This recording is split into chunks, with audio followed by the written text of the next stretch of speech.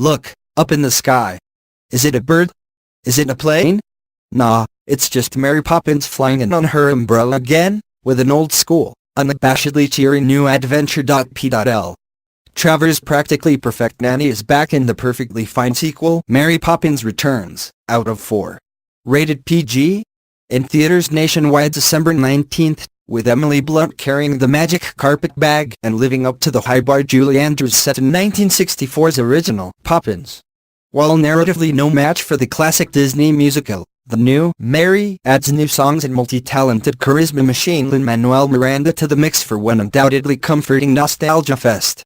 Set in 1930s Depression-era London, a couple of decades after Mary first arrived on Cherry Tree Lane to care for the Banks children, Returns catches up with now adult siblings Michael, Ben Whishaw, and Jane Banks. Emily Mortimer, an artist with a part-time job at his father's old employer Fidelity Fiduciary Bank, Michael has fallen behind on house payments after his wife's death. And his shady boss William Wilkins, a Weasley Colin Firth, is going to repossess the family manor in 5 days unless Michael can find his dad's lost bank shares. Where there's domestic chaos, there's Mary Poppins. Greeted by good-hearted lamplighter Jack Miranda, Mary finds that Michael's children, Annabelle, Pixie Davies, John, Nathaniel Saleh, and little Georgie, Joel Dawson, have had to grow up fast after the loss of their mother. The nanny uses everything in her arsenal, including dolphins in the bathtub, to teach them the wonders of nonsense, and she comes loaded with bon mots like, everything is possible, even the impossible.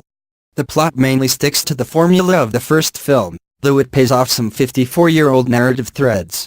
But that strong emotional arc of George Banks, David Tomlinson, in the single-quote 60s movie, workaholic dad learns the magic of spending time with his kids and simply flying a kite, is missing from the sequel, especially in Michael's various dramas.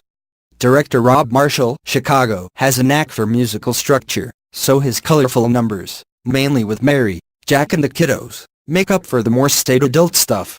Mark Shaman's score is a swinging delight, with melodic hints here and there of older Poppins tunes, and his original songs, while perhaps not as earwormy as A Spoonful of Sugar, are a strong bunch.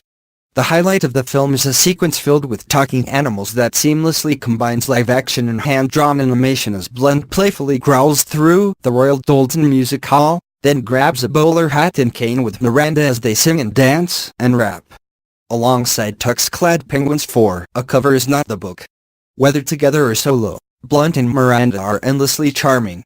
This Poppins is notably vain and enjoyably sarcastic. Cleaning is not a spectator sport, yet just as caring, as Blunt croons the weepy, the place where lost things go, when the youngsters lament the loss of their mother.